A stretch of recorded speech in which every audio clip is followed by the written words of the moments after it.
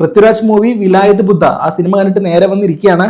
So ഈ cinema കണ്ടതിൽ എൻ്റെ അഭിപ്രായം എന്താണെന്ന് ചോദിച്ചു കഴിഞ്ഞാൽ എനിക്ക് ഇഷ്ടപ്പെട്ടു, എന്നാൽ ഇഷ്ടപ്പെട്ടില്ല. ഈ രണ്ട് കാര്യങ്ങളും പറയേണ്ടി വരും. എന്തുകൊണ്ട് ഇഷ്ടപ്പെട്ടു, എന്തുകൊണ്ട് ഇഷ്ടപ്പെട്ടില്ല എന്നുള്ളത് കുറച്ച് ഡീറ്റെയിൽ ആയിട്ട് നോക്കാം. ഈ സിനിമയിലെ ഇഷ്ടപ്പെട്ട കാര്യം ആദ്യം പറയാം. ഒന്നാമത്തേത് പെർഫോമൻസ്. ഈ സിനിമയിൽ അഭിനയിച്ചിട്ടുള്ള എല്ലാവരും ഒട്ടുക്കത്ത അഭിനയമുണ്ട്.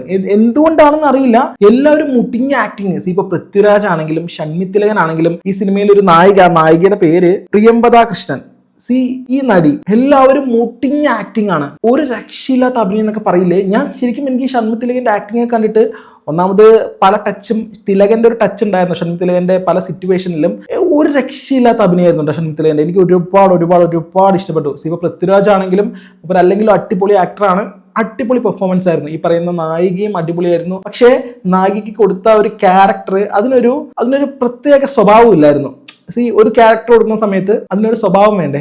അങ്ങനെ ഒരു സ്വഭാവം ഇല്ലാത്തൊരു ക്യാരക്ടറായിട്ട് തോന്നി എനിക്ക് പ്രിയംവദയുടേത്. രണ്ടാമത്തെ ഇഷ്ടപ്പെടാനുള്ള കാര്യം ടെക്നിക്കൽ സൈഡാണ്. സിനിമാറ്റോഗ്രാഫി, അതുപോലെ തന്നെ എഡിറ്റിങ്, പിന്നെ സൗണ്ട് സ്കോർ, ഈ കാര്യങ്ങളൊക്കെ അടിപൊളിയായിരുന്നു. എഡിറ്റിംഗ് ഒക്കെ ഒരു രക്ഷയില്ലാത്ത പരിപാടിയായിരുന്നു.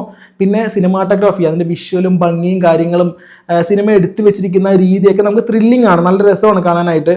അത് കാണാൻ തന്നെ നമുക്ക് ആ ഒരു സിനിമ വൺ ടൈം വാച്ചബിൾ ആണ് എന്ന് പറയാം. ബിക്കോസ് അതിന്റെ വിഷ്വൽസ് ഒക്കെ അങ്ങനെയാണ്, നല്ല ഭംഗിയുണ്ട് കാണാനായിട്ട്. പിന്നെ അതിലെ ഓരോ ക്യാരക്ടേഴ്സിനും അതിൻ്റെതായിട്ടുള്ള ചില ഡെപ്ത് ഉണ്ട്. ഒരു പൂർണ്ണ രൂപമില്ല, ഇങ്ങനെയാണ് പറയേണ്ടത്. ചില ക്യാരക്ടേഴ്സിന് ഒരു പൂർണ്ണ രൂപം കൊടുത്തിട്ടില്ല. സിനിമയിലെ കംപ്ലീറ്റ് ടെക്നിക്കൽ സൈഡ്, ഡയറക്ഷൻ ആയിക്കോട്ടെ, പിന്നെ ഞാൻ ഈ പറയുന്ന ആക്ടിങ് പരിപാടികൾ എല്ലാം അടിപൊളി പരിപാടിയാണ്. പക്ഷേ തിരക്കഥ മാത്രം പാളിപ്പോയി. തിരക്കഥ എന്ന് പറയുമ്പോൾ ഞാൻ ശരിക്കും പറയുകയാണെങ്കിൽ നമുക്കൊരു എയിം ഇല്ല. എന്തിനു വേണ്ടിയാണ് ഈ സിനിമ കാണുന്നത് എന്നൊരു സംഭവം ഇല്ല. ഇടയ്ക്ക് വെച്ച് ചിലത് കയറി വരുന്നുണ്ട്, ഇതാണ് ഈ സിനിമയുടെ ലക്ഷ്യം എന്ന് പറഞ്ഞിട്ട്. പക്ഷെ അതും പല ഭാഗത്ത് വെച്ചിട്ട് കട്ടായിട്ട് സ്പ്ലിറ്റ് ആയിട്ട് പോകുന്നുണ്ട്. നമ്മൾക്കൊരു സംഭവത്തിൽ തുടങ്ങി ഒരു സംഭവത്തിൽ അവസാനിച്ചു, അല്ലെങ്കിൽ ഇതാണ് അങ്ങനെ ഒരു കോൺസെപ്റ്റ് ഇല്ല. സിനിമ പല വഴിയിലേക്കായിട്ട് സ്പ്ലിറ്റ് ആയിട്ട് പോകുന്നു. അവസാനം ഇത് എൻഡ് ചെയ്യിക്കുന്നത് കാണികൾക്ക് സിനിമ ഇതിപ്പോ എന്ത് സംഭവിച്ചു എന്ന് തോന്നുന്ന ഒരു രീതിയിലേക്കാണ് ഈ സിനിമയുടെ ക്ലൈമാക്സ്. വിലായത് ബുദ്ധ സിനിമയിലെ കണ്ടന്റ് സ്പോയിൽ ആവാത്ത രീതിയിൽ ചെറുതായിട്ടൊന്ന് പറഞ്ഞു കഴിഞ്ഞാൽ സത്യത്തില് അങ്ങനെ ഒരു കണ്ടന്റ് എടുത്തു പറയാനൊന്നുമില്ല. ഇപ്പോ നമ്മള് ട്രെയിലറിൽ കണ്ട പോലെ തന്നെ ചന്ദനം ഈ രീതിയിൽ കടത്തുന്ന ഒരു വ്യക്തിയാണ് പൃഥ്വിരാജ്. പക്ഷെ അതിൻ്റെതായിട്ടുള്ള ഒരു റീസൺ ഉണ്ട്. ചുമ്മാ പുഷ്പയിലെ പോലെ കടത്തുകയല്ല, അതിനൊരു ഫോർമാറ്റ് ഉണ്ട് ഇതിൽ. അങ്ങനെ ചെയ്യുന്നൊരു ക്യാരക്ടറാണ് പൃഥ്വിരാജിൻ്റെത്. That's all fine. അതോടെ കഴിഞ്ഞു. പിന്നെ നായിക എന്ന് പറയുന്നത് പൊതുവെ അവിടെ ഒരു നായികയെ കുറിച്ച് സത്യത്തില് പെർഫോമൻസ് അടിപൊളി കേട്ടോ. പെർഫോമൻസ് ഒരു രക്ഷയില്ലാത്ത പെർഫോമൻസ് ആണ്. അവരുടെ ആക്ടിങ് ഒക്കെ വേറെ റേഞ്ചാണ്. പക്ഷെ അവർക്കൊരു ക്യാരക്ടർ ഇല്ല. നമ്മളൊരു നായിക എന്ന് പറയുമ്പോൾ എന്തോ ആയിക്കോട്ടെ, ഏത് ടൈപ്പ് പല രീതിയിലുള്ള മനുഷ്യന്മാരാണ്, പല രീതിയിലുള്ള സിറ്റുവേഷൻ ആണ്, ഓക്കെ വാട്ടെവർ, എന്തോ ആയിക്കോട്ടെ, എന്തായാലും ഒരു വ്യക്തിക്ക് ഒരു ക്യാരക്ടർ കൊടുക്കില്ലേ, ആ ഒരു ക്യാരക്ടർ ഈ നായികയ്ക്കില്ല. അതെനിക്ക് ഭയങ്കര ഒരു വിഷമമായി പോയി. ഞാൻ വിചാരിച്ചത് എന്താണ് സംഭവം, നന്നായി അഭിനയിക്കുന്നുണ്ട് ആ കുട്ടി, എല്ലാ കാര്യവും, അതിന്റെ ഓരോരോ ഡയലോഗ്സും പരിപാടിയും ഇമോഷൻസ് ഒക്കെ ഭയങ്കര ഭീകരമായിട്ട് അഭിനയിക്കുന്നുണ്ട്. പക്ഷെ ആ ഒരു ക്യാരക്ടറിന് ഒരു സ്വഭാവം വേണ്ടേ? അതില്ല. സിനിമയിലെ നായികന്റെ കാര്യം അപ്പോൾ ആ വഴിക്ക് പോയി. ഇനി അടുത്തതായിട്ട് ഓപ്പോസിറ്റ് നിൽക്കുന്നു എന്ന് തോന്നിക്കുന്ന ഷൺമി തിലകന്റെ പെർഫോമൻസ് ഒക്കെ ഗംഭീരമാണെന്ന് പറഞ്ഞു കഴിഞ്ഞാൽ ഗംഭീരമാണ്. അങ്ങനെ എജോളി പെർഫോമൻസിൽ ചെയ്തിട്ടുണ്ടറിയോ. ആളുടെ ഇമോഷൻസ് ഒക്കെ നമുക്ക് കണക്ട് ആവും പല സിറ്റുവേഷനിലും. അയാളുടെ വിഷമം, അയാളുടെ ഫ്രസ്ട്രേഷൻ, അയാൾ നിൽക്കുന്ന രീതി, അയാളുടെ വാശിയൊക്കെ നമുക്ക് മനസ്സിലാക്കാനായിട്ട് പറ്റും. പക്ഷെ ആ ഒരു ക്യാരക്ടറിന് അവസാനം ജീവൻ ഇല്ലാതായി പോയി. എന്തിനു വേണ്ടിയാണ് എന്നൊരു വലിയൊരു ക്വസ്റ്റ്യൻ അവിടെ വന്നു. നമ്മളൊരു സിനിമ അല്ലെങ്കിൽ ഒരു തിരക്കഥ തയ്യാറാക്കുന്ന സമയത്ത് ഓരോ ക്യാരക്ടേഴ്സിനും ഒരു ജീവൻ ഉണ്ടാവും. ആ ഒരു ജീവനായിരിക്കും അവരെ ഇങ്ങനെ പിടിച്ചിരുത്തി ആ സിനിമയുടെ എൻഡ് വരെ കൊണ്ടുപോകുന്നത്.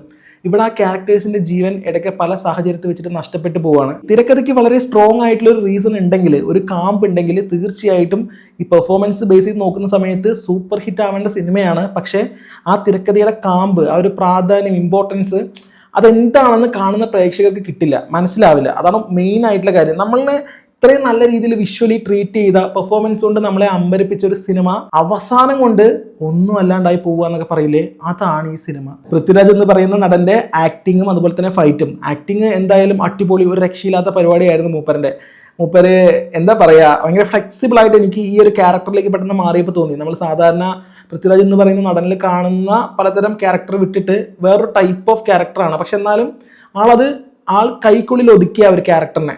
ഓക്കെ, അങ്ങനെ ആ കാര്യം പോകുന്നു. ഇനി ഫൈറ്റിന്റെ കാര്യം നോക്കുകയാണെങ്കിൽ നമ്മൾ അയ്യപ്പനും കോശിയിൽ കാണുന്ന ഒരു ടൈപ്പ് ഓഫ് ഫൈറ്റില്ലേ, അത് തന്നെയാണ് ഇതിലുള്ളത്. അത് മൂപ്പര് ഗംഭീരമായിട്ട് ചെയ്തു. ഒരു കിൻഡൽ ഇടി എന്നൊക്കെ പറയും. ഇടയ്ക്ക് ഒരു ചെറിയൊരു ഫൈറ്റ് സീൻ ഉണ്ട് ഒരു മാർക്കറ്റിന്റെ ടൗണിന്റെ അവിടെ വെച്ചിട്ട്. ആ ഒരു ഇടിയിലൊക്കെ പൃഥ്വിരാജിന്റെ ആ ഒരു കിൻഡൽ ഇടി പരിപാടി എനിക്ക് പെട്ടെന്ന് ക്ലിക്കായി അങ്ങനെ കണ്ടപ്പോൾ. അപ്പൊ അതൊക്കെ അടിപൊളിയായിരുന്നു. അയ്യപ്പനും കോശിയും എന്ന് പറയുന്ന സച്ചിയുടെ സിനിമയുമായിട്ട് ഈ സിനിമയ്ക്ക് എന്തെങ്കിലും ഒരു റെഫറൻസോ അല്ലെങ്കിൽ എന്തെങ്കിലും ഒരു ഒരു ഒരു തീം യോജിപ്പോ ഉണ്ടോ എന്ന് ചോദിച്ചു കഴിഞ്ഞാൽ ഉണ്ട്. കാര്യം ആ ഒരു കോൺസെപ്റ്റും പരിപാടിയൊക്കെ ചെറുതായിട്ട് ഇതിലും പിടിച്ചിട്ടുണ്ട്. പക്ഷേ അയ്യപ്പനും കോശി എന്ന് പറയുന്ന ആ സിനിമയ്ക്ക് വിട്ടുകൊടുക്കാനാവാത്ത രീതിയിലുള്ള ഒരു ഭയങ്കര ബലം ഉണ്ടായിരുന്നു ആ ഒരു തിരക്കഥയ്ക്ക്. അത് ഭയങ്കര പവർഫുൾ ആയിരുന്നു, ഭയങ്കര സ്ട്രോങ് ആയിരുന്നു. അപ്പോൾ അവസാനം ഇവർ വിട്ടുകൊടുക്കുന്ന സമയത്ത് ഇവർക്ക് ഇവരുടേതായിട്ടുള്ള കൃത്യമായിട്ടുള്ള റീസൺ ഉണ്ട്. ആ റീസൺ കാണുന്ന പ്രേക്ഷകർക്കൊക്കെ അയ്യപ്പനും കോശിയിൽ നിന്ന് കൃത്യമായിട്ട് കിട്ടും. പിന്നെ അതിൽ ബിജു മേനോന്റെ ക്യാരക്ടർ എന്നൊക്കെ പറയുന്ന സമയത്ത് നമ്മൾക്കതിൽ ഹാറ്റ്സ് ഓഫ് ആണ്. ഒരു രക്ഷയില്ലാത്ത ക്യാരക്ടറാണ് ബിജു മേനോന്റെ ഒക്കെ. നമുക്കതിൽ എണ്ണിച്ചെന്ന് സല്യൂട്ട് ചെയ്യാൻ തോന്നും. അപ്പം അതിന് വ്യക്തമായിട്ടുള്ള റീസൺ ഉണ്ട് രണ്ടുപേർക്കും. ഇവിടെ എന്ന് പറയുമ്പോൾ പല ആളുകളുടെയും റീസൺ എന്തിനു വേണ്ടിയാണ് എന്നുള്ളൊരു വലിയ ചോദ്യചിഹ്നമാണ്. സച്ചി എന്ന് പറയുന്ന സംവിധായകൻ ചെയ്യാനിരുന്ന ഒരു സിനിമയാണ് എന്ന് പറയുന്നു. സച്ചിയുടെ ഒട്ടുമിക്ക എല്ലാ സിനിമകളും ഞാൻ കണ്ടിട്ടുണ്ട്. അദ്ദേഹം എടുത്ത സിനിമകൾക്കൊക്കെ വേറൊരു ഭംഗിയാണ്. ഞാൻ പലപ്പോഴും ആലോചിച്ചിട്ടുണ്ട്, സച്ചിയുടെ സിനിമ അനാർക്കലി എന്ന് പറയുന്ന സിനിമ ഇറങ്ങുന്ന സമയത്താണ് എന്ന് നിന്റെ മൊയ്തീനും ഇറങ്ങിയെന്ന് തോന്നുന്നു. ഏകദേശമൊക്കെ ആ ഒരു സമയത്താന്ന് തോന്നുന്നു. പക്ഷെ എന്ന് നിന്റെ മൊയ്തീൻ എന്ന് പറയുന്ന ആ സിനിമ വലിയൊരു പ്രണയ കോൺസെപ്റ്റ് ആണ് എന്നൊക്കെ പറഞ്ഞ് ഭയങ്കര ഭീകരത സൃഷ്ടിച്ചിട്ട് ഇറങ്ങിയിട്ടൊരു സിനിമയാണ്. പക്ഷെ ഇവിടെ അനാർക്കലി എന്ന് പറയുന്ന സിനിമയിൽ സച്ചി കാണിച്ചു വെച്ചൊരു മാജിക് ഉണ്ട്.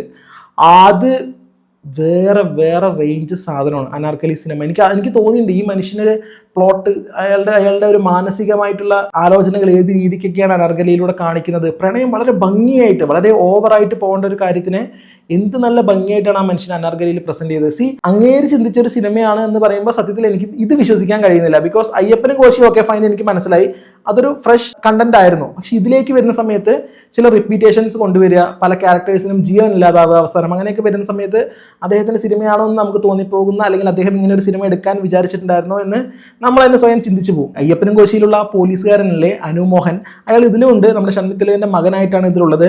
അദ്ദേഹത്തിന്റെ ആക്ടിങ്ങും അടിപൊളിയായിട്ട് കേട്ടോ. ഒരു പീക്ക് ലെവൽ പെർഫോമൻസ് ഒക്കെ ഉണ്ട്. നമ്മുടെ ഷൺമുഖത്തിലേനുമായിട്ടൊരു കോൺവെർസേഷൻ വരുന്നുണ്ട്. അതിലൊക്കെ മൂപ്പര് അടിപൊളിയായിട്ട് ഇമോഷണലി നന്നായിട്ട് കണക്റ്റായി. എനിക്കത് പ്രത്യേകിച്ച് നന്നായി കിട്ടി. അദ്ദേഹത്തിന്റെ അഭിനയം ഭീകരമായിരുന്നു. പിന്നെ സുരാജ് മൂപ്പറിന്റെ പിന്നെ പറയണ്ട, ചെറിയ റോളിലേ ഉള്ളൂ സുരാജ്. പക്ഷേ 1-2 ഡയലോഗേ ഉള്ളൂ. മൂപ്പറിന്റെ ആ ഒരു ഐ കോണ്ടാക്ട് ഒക്കെ ഭയങ്കര ഒരു സംഭവമായിരുന്നു സുരാജിന്റെ ഐ കോണ്ടാക്റ്റും ആ ഒരു സൈലന്റ് ഡയലോഗ്സ് ഒക്കെ നമുക്ക് ശരിക്കും കൊള്ളുന്നുണ്ട്. മൂപ്പര് ഭീകര നടനായി മാറി. അത് ആയി എന്നാലും പറയാം, എനിക്കത് ഈ സിനിമയിൽ ചെറിയ സീനിലെ മൂപ്പര് ഉള്ളൂ എങ്കിലും എനിക്ക് തോന്നി എൻ്റെ അമ്മ എന്ത് ഭീകര പെർഫോമൻസ് ആണ്. ചെറിയ ഡയലോഗിൽ പോലും ഐ കോണ്ടാക്ട് വെച്ച് വേറെ എന്തൊക്കെയോ കാര്യങ്ങൾ സംസാരിക്കുന്ന ഒരു മനുഷ്യനെ പോലെ തോന്നി. ഫൈനലി വിലായത്ത് ബുദ്ധ ടെക്നിക്കൽ സൈഡ് കൊണ്ടും പെർഫോമൻസ് കൊണ്ടൊക്കെ ഭീകരമായിട്ടുള്ളൊരു സിനിമയാണ്. നല്ലൊരു വിഷ്വൽ ട്രീറ്റ് ഉണ്ട്, ഓക്കെയാണ്. പക്ഷെ തിരക്കഥയ്ക്ക് കൃത്യമായിട്ടുള്ള ഒരു കാമ്പില്ലാതെ പോയി, ഒരു ലക്ഷ്യമില്ലാതെ പോയി. അതിങ്ങനെ ലക്ഷ്യമില്ലാതെ പല സ്ഥലത്തേക്കും മാറി സഞ്ചരിക്കുന്ന പോലെ എനിക്ക് ഫീൽ ചെയ്തു. ഇതെൻ്റെ മാത്രം പേഴ്സണൽ അഭിപ്രായമാണ്. പക്ഷെ എന്തൊക്കെയാണെങ്കിലും വൺ ടൈം വാച്ചബിൾ ആട്ടോ. എന്തുകൊണ്ടാണ് അങ്ങനെ പറയുന്നതെന്ന് വെച്ച് കഴിഞ്ഞാൽ, ഞാൻ ഈ പറയുന്ന ടെക്നിക്കൽ സൈഡ് തന്നെയാണ്, വിഷ്വൽസ്, പരിപാടികൾ, കാര്യങ്ങൾ. പിന്നെ വേറൊരു ടൈപ്പ് ഓഫ് ആക്ടിങ് ആണ് അല്ലേ. ഇതിലൊരു നായിക എന്ന് പറയുമ്പോൾ നമ്മൾ പലതരം സിനിമയിൽ നായിക കണ്ടിട്ടുണ്ട്. ഈ നായികയുടെ ക്യാരക്ടർ എന്ന് പറയുന്നത് അതൊരു പ്രത്യേകതരം ക്യാരക്ടറാണ്. നമ്മൾക്ക് തന്നെ മനസ്സിലാവില്ല ഇങ്ങനെയല്ലല്ലോ ഞാൻ കണ്ടിട്ടുള്ള നായിക. അല്ലെങ്കിൽ നമ്മൾ ഓരോ വെറൈറ്റി ചിന്തകളായിരിക്കും, പോട്ടെ വാട്ട് എവർ ഇറ്റ് ഈസ്. പക്ഷെ എന്നാലും ഒരു സിനിമയിൽ ഒരു നായകൻ്റെ നായിക എന്ന് പറയുമ്പോൾ അതിൻ്റെതായിട്ടുള്ള ഒരു ജെനുവിനിറ്റി വേണം. ഇതില്ലാത്തൊരു നായികയായി പോയി. പെർഫോമൻസ് ഭീകരമാണ്, ഞാൻ എപ്പോഴും പറയുന്നുണ്ട്. പക്ഷെ ക്യാരക്ടർ കൊടുത്ത ആ ഒരു തിരക്കഥയിൽ പറ്റിയിട്ടുള്ള പ്രശ്നങ്ങളാണ്. എന്തായാലും നിങ്ങളുടെ അഭിപ്രായം എന്താണെന്ന് ഈ സിനിമ കണ്ട ശേഷം കമന്റ് സെക്ഷനിൽ അറിയിക്കണേ. മറ്റൊരു സിനിമയുടെ റിവ്യൂ ആയിട്ട് വീണ്ടും കാണാം. ബൈ.